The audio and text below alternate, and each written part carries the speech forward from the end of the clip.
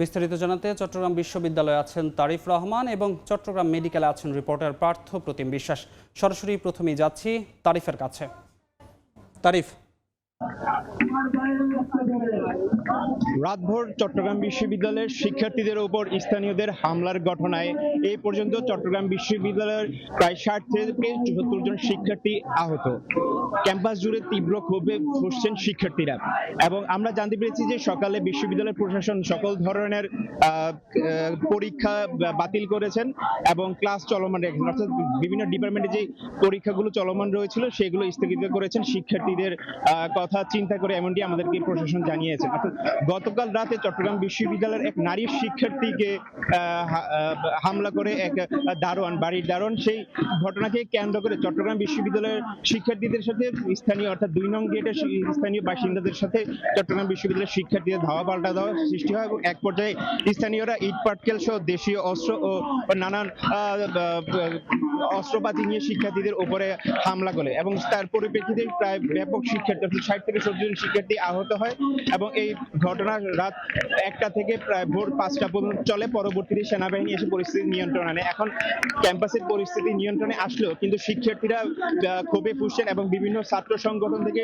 শুরু করে তাদের শিক্ষার্থীরা বিভিন্ন দাবি দাওয়া পেশ করছেন যাতে অতি শীঘ্রই যেই দোষী তাদেরকে আইনের আওতায় আনা এবং তাদের যে দৃষ্টান্তমূলক শাস্তি সেটি নিশ্চিত করা, এটি আমাদেরকে তারা জানিয়েছেন এবং অতি দ্রুত সত্তর চট্টগ্রাম বিশ্ববিদ্যালয় প্রশাসন যাতে এই ন্যাক্কারজনক ঘটনার বিচারের আওতায় নিয়ে আসেন সেটি শিক্ষার্থীরা আমাদেরকে দাবি জানিয়েছেন। এখন আমরা চলে যাব চট্টগ্রাম মেডিকেল কলেজে, সেখানে আমাদের সঙ্গে যুক্ত আছেন সহকর্মী পার্থ প্রতিম বিশ্বাস।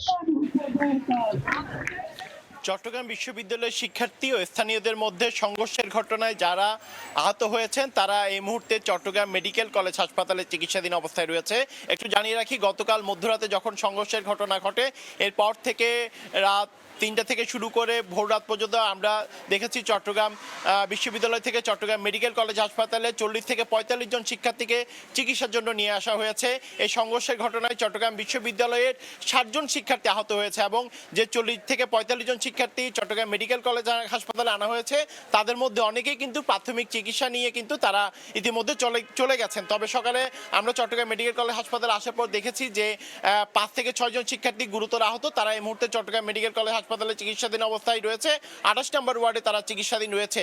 তার মধ্যে অনেকের পায়ে গুরুতর আঘাত রয়েছে, আমরা দেখেছি মাথায় ইটের আঘাত রয়েছে, অনেকে কোমরেও কিন্তু ইটের আঘাতপ্রাপ্ত হয়েছে, আবার অনেকে ধারালো অস্ত্রের আঘাতে কিন্তু তারা হাতে এবং শরীরের বিভিন্ন জায়গায় আঘাতপ্রাপ্ত হয়েছে, এমনটিও কিন্তু আমরা দেখেছি।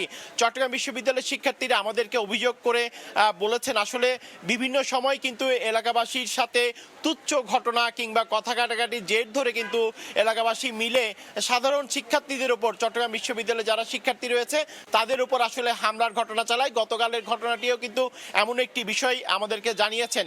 আসলে চট্টগ্রাম বিশ্ববিদ্যালয়ে যারা শিক্ষার্থী রয়েছে তাদের উপর অতর্কিত হামলা চালিয়েছে, এরপরও সাধারণ শিক্ষার্থীরা সেটি প্রতিরোধ করতে গেলে আসলে সংঘর্ষের ঘটনা ঘটে, যেক্ষেত্রে চট্টগ্রাম বিশ্ববিদ্যালয়ের প্রায় 60 থেকে 65 জন শিক্ষার্থী কিন্তু আঘাতপ্রাপ্ত হয়, সেই তথ্যটি কিন্তু আমরা পেয়েছি। তো সেক্ষেত্রে চট্টগ্রাম বিশ্ববিদ্যালয়ের শিক্ষার্থী যারা রয়েছেন তারা বলছেন যারা এই হামলার সাথে জড়িত, যারা এই হামলা ঘটিয়েছে তাদেরকে কিন্তু আইনের আওতায় আনতে হবে এবং চট্টগ্রাম বিশ্ববিদ্যালয়ের প্রশাসনও আসলে বিভিন্ন সময় যে আসলে চট্টগ্রাম বিশ্ববিদ্যালয়ের পাশের গ্রামের কিংবা এলাকাবাসীর সাথে যে সংঘর্ষের ঘটনা ঘটে সেই বিষয়টি যাতে আর না ঘটতে পারে সেই জন্য দুই পক্ষকে নিয়েই কিন্তু যাতে একটি আলোচনার ব্যবস্থা করে বা চট্টগ্রাম বিশ্ববিদ্যালয় কর্তৃপক্ষ যাতে এই বিষয়টির প্রতি দিক নির্দেশনা দেয় সেই বিষয়টি কিন্তু তারা আমাদেরকে জানিয়েছেন। তবে যারা দোষী, যারা শিক্ষার্থীদের উপর হামলা চালিয়েছে তাদেরকে আইনের আওতায় আনারও কিন্তু তারা জোর দাবি জানান। তো এই ছিল আমার কাছে এখনো পর্যন্ত চট্টগ্রাম মেডিকেল কলেজ হাসপাতাল থেকে এখানকার সর্বশেষ খবর। সরাসরি যুক্ত ছিলাম চট্টগ্রামে।